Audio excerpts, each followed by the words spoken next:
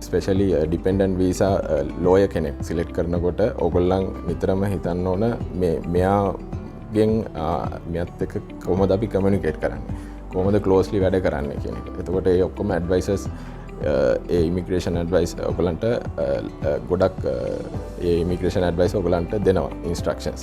එතකොට ඔයගලන් ඒත් එක්ක ක්ලෝස්ලි වැඩ නොකරොත් එයා කියන විදිහට වැඩ කරේ නැත්නම් ඔයගලන්ගේ වීසා රිජෙක්ට් වෙන්න ලොකු chance එකක් තියෙනවා. ඉතින් ඒක නිසා ඒ කියන්නේ ඔයගලන්ගේ කමිට්මන්ට් එක 100%ම දෙන්න ඕන.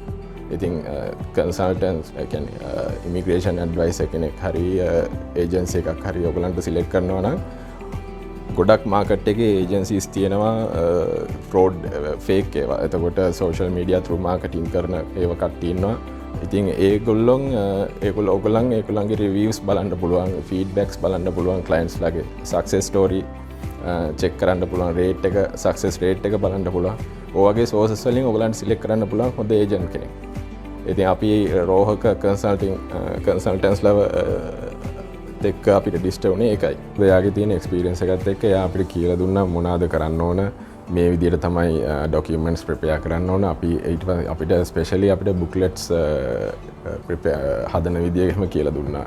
අපේ මැරේජ් ලයිෆ් එක කොහොමද හිටියේවා ස්ටෝරීස් අපි හදලා දුන්නා. ඒව ටික අපි one by one ප්‍රිපෙයාර් කරනකොට එයා අපිට ඉන්ස්ට්‍රක්ෂන්ස් දුන්නා මේ විදිහට කරන්න කියලා ඇඩ්වයිසස් දුන්නා. එතකොට දැන් ඒව නැතුව අපි හදිසියවත් ඒවා මිස් වෙලා ගියා නම් මොකක් හරි මේ වුණා නම් මේ වීසා එක එන්නේ නැති වෙන්න chance එකක් ගොඩක් දුරට තියෙනවා. මොකද ස්පෙෂලි නිව්සීලන්ත වීසා ගන්න අමාරුයි. ඒගොල්ලන් ගොඩක් එක්සැමින් කරනවා, එක්සැමිනේෂන් එකක් යනවනේ.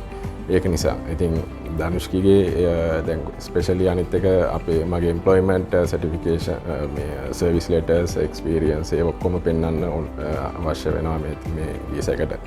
එතකොට ඒව ඔක්කොම හදනකොට ධනුෂ්කිගේ ඩිරෙක්ෂන් එකත් එක්ක තමයි අපි ගියේ.